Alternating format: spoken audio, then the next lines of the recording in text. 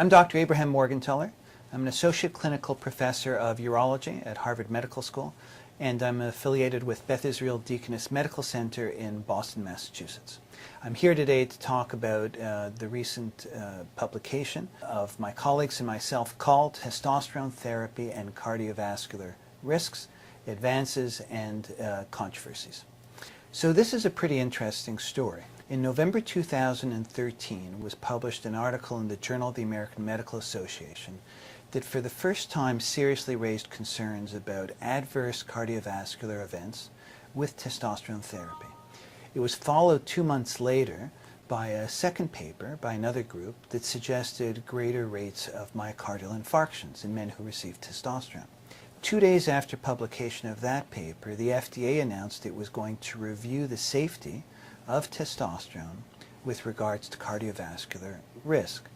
And the newspapers and the medical media went wild. This affected medical practice, and we saw in our own practices, those my colleagues and I that are involved in clinical medicine, that many of the men actually stopped taking their testosterone, some of whom had been on it for a very long time, and others were told by their cardiologists to not get started on it, even though they were appropriate medical candidates. This story of increased cardiovascular risks to those of us who have been involved in research and education around testosterone was curious, because there's been a long history of either reports of benefits of testosterone therapy in men with known cardiac histories, and then even more recently, quite a literature that's been accumulating, suggesting quietly over the years that testosterone therapy, if anything, improves cardiovascular risk factors. And so it was surprising to see these two papers come out, and so my colleagues and I decided to actually research the topic as extensively as we could. So it turns out that out of a fairly extensive literature, there really are only 4 articles that suggest anything negative about cardiovascular risk with testosterone therapy. The one that started the current excitement, if you will, was written by Dr. Vegan et al. And was published in the Journal of the American Medical Association in November 2013. And what it reported from an observational study, retrospective, was that men who had low levels of testosterone, who ended up getting a prescription for testosterone, had a rate of adverse events, heart attack, stroke, or death, of 25% at 3 years, whereas the untreated men had a rate of only 19.9%.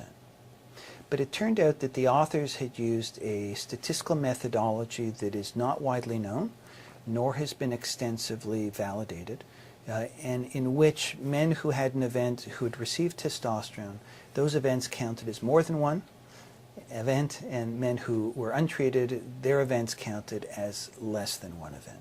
It turns out that if you actually look at the percentage of individuals in each group that had an event, the testosterone group had half the rate as the untreated men, 10.1% versus 21.2%. So those numbers give one pause.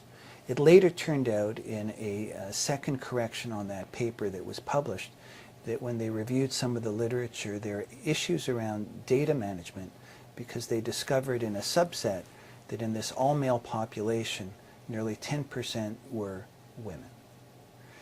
29 medical societies have actually petitioned JAMA to retract that paper because of their feeling that the data are not credible based on those data errors.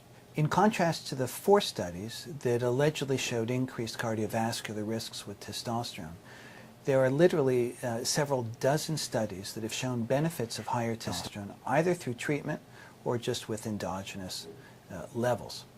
Specifically with regards to mortality and testosterone treatment, there are 2 studies that have shown that men who were treated actually had reduced mortality by 1/2 compared to untreated men who also had low testosterone. In addition, what we found is clear evidence from the literature that low levels of testosterone are associated with more atherosclerosis, looking either at atherosclerosis within the aorta or with the carotid intima media thickness.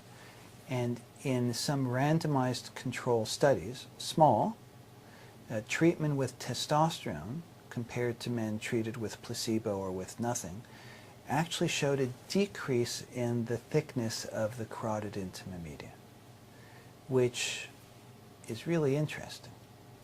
We also found in the literature that in men with known heart disease, either with angina or with congestive heart failure, in a small number of small to moderately sized studies, that men with testosterone actually had functional improvement compared to men treated with placebo. I think what people want to know from a review like this is testosterone therapy safe with regard to cardiovascular risk. So that's a hard thing to answer in medicine in any definitive way, and one thing that's missing from the literature is a large prospective long-term study in men, as we've had in women with the Women's Health Initiative study and estrogen and progesterone.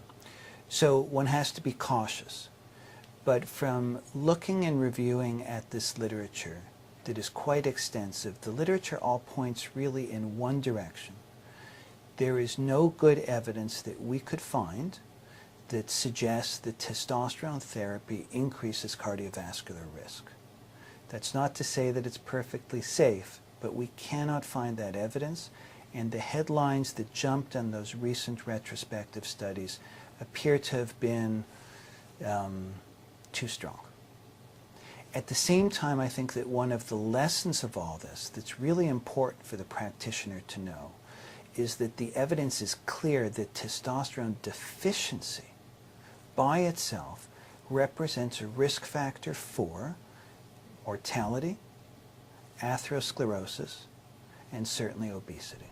We hope you found this presentation from the content of Mayo Clinic Proceedings valuable. Our journal's mission is to promote the best interests of patients by advancing the knowledge and professionalism of the physician community.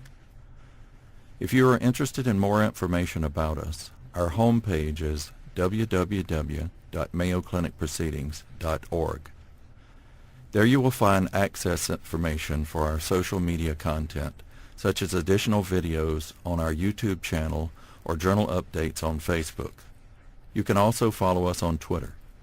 More information about healthcare at Mayo Clinic is available at www.mayoclinic.org. This video content is copyrighted by Mayo Foundation for Medical Education and Research.